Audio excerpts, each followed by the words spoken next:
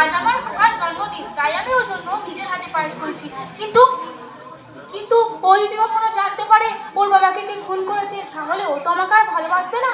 না না, ওকে কিছুতেই জানতে দেওয়া যাবে না। মা, ও মা, দেখো কাকে এনেছি।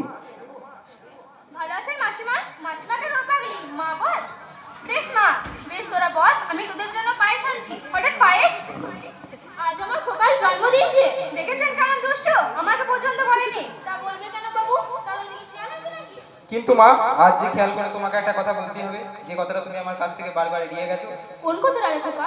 আজ তোমাকে বলতে হবে মা, আমার বাবা শঙ্কর মণ্ডলকে কে খুন করেছিল। না না না, আমি জানি না, আমি চাই না তুই কোনো ঝামেলার মধ্যে জড়া। কিসের ঝামেলা মা? আজ তোমাকে বলতে হবে মা, তুমি চুপ করে থেকো না মা। বলো মা, বলো বলো মা, বলো মা, বলো। কৃষ্ণকে এত উত্তেজিত হও না, একটু শান্ত হও। না না সোনালি, তুমি জানো না মা আমার কাছ থেকে বারবার এই কথা নিয়ে গেছে। আজ মাকে বলতে হবে। মা তুমি চুপ করে থেকো না মা, বলো মা, বলো মা, বলো। বেশ শোন, তবে তোর বাবাকে খুন করেছিল ওই বাচ্চা। বাচ্চা? হ্যাঁ বাচ্চা, যাকে তোরা চাঁদ ভেবেছিলি। চাঁদ? হ্যাঁ চাঁদ। মা!